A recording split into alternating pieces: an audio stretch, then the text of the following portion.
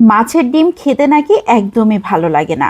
আমার অনেক ভিউয়ার্স আপুরাই বলেছেন মাছের ডিমটা যেভাবে রান্না করা হোক খেতে কিন্তু একদমই ভালো লাগে না। এটা একদমই ঠিক না।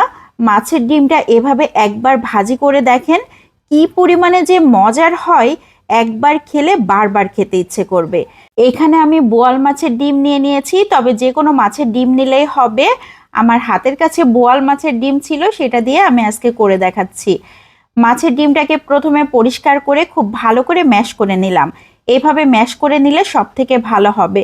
1/4 চা চামচ করে লবণ, হলুদ আর লাল মরিচের গুঁড়া দিয়ে মাখিয়ে নিয়েছি। বোয়াল মাছের ডিম কিন্তু কিছুটা পরিমাণ ইলিশ মাছের ডিমের মতো হয়ে থাকে, এজন্য একটু ভালো করে তারপর ভেঙে নিতে হয়, না হলে এক জায়গায় জড়ো হয়ে থাকে।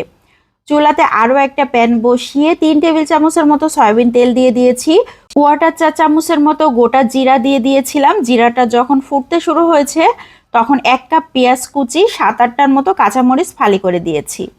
এখন দিয়ে দিচ্ছি আধা চা চামচ লবণ, 1/4 চা চামচ হলুদ গুঁড়ো। খুব ভালো করে নেড়ে চেড়ে নিচ্ছি। পেঁয়াজটাকে একদম নরম করে নিতে হবে। আমি এভাবে বেশ কিছুক্ষণ ধরে নেড়ে চেড়ে পেঁয়াজটাকে নরম করে নিয়েছি। এখানে কিন্তু কোনো ধরনের পানি ব্যবহার করা যাবে না, একদম পানি ছাড়াই এভাবে ভেজে নিতে হবে। এ পর্যায়ে পেঁয়াজটা কিন্তু নরম হয়ে গিয়েছে, একদম ভাজা ভাজা করে নেওয়া যাবে না। এখনই দিয়ে দিচ্ছি সেই ডিমগুলোকে। আমি ডিমগুলোকে একদম ভেঙে রেখেছিলাম। এই ডিমগুলোকে যদি ভেঙে না রেখে গোটা অবস্থায় দিতাম তাহলে ডিমগুলো জড়ো হয়ে যেত এক জায়গায়, পেঁয়াজের সাথে খুব ভালো করে মিশে যেত না। এজন্য আগে ভেঙে তারপরে এভাবে ব্যবহার করেছি। এতে হচ্ছে ডিমের মধ্যে লবণ হলুদগুলোও খুব ভালো মতো ঢুকবে, খেতেও ভালো লাগবে।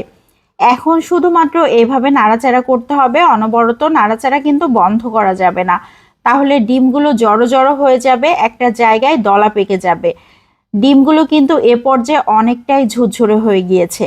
এভাবে নাড়াচাড়া করতে করতে আরও ঝুরঝুরে হয়ে যাবে, আর একটা সময় দেখা যাবে একদম চটপট করে ফুটতে শুরু হয়েছে। তখন বুঝতে হবে আমাদের ডিম ভাজি একদম কমপ্লিট হয়ে গিয়েছে। আমি অনেকক্ষণ ধরে নেড়ে চেড়ে নিয়েছি, ডিমের কালারটা দেখেন কত সুন্দর হয়ে গিয়েছে। ডিমগুলো একদম ঝুরো ঝুরো হয়ে ফুটতে শুরু হয়েছে। এখন আমি সার্ভ করে নিচ্ছি। এই ডিম ভাজি দিয়ে গরম গরম ভাত খেতে কি যে মজার হয়, মুখে দিলেই খুবই ভালো লাগে। ভেতরটা কিন্তু বেশ জুসি আর এরকম ঝুরঝুরে টাইপের হয়, খেতে মাশাল্লাহ। তো কেমন লাগলো সবাই লাইক ও কমেন্টের মাধ্যমে জানাতে পারেন।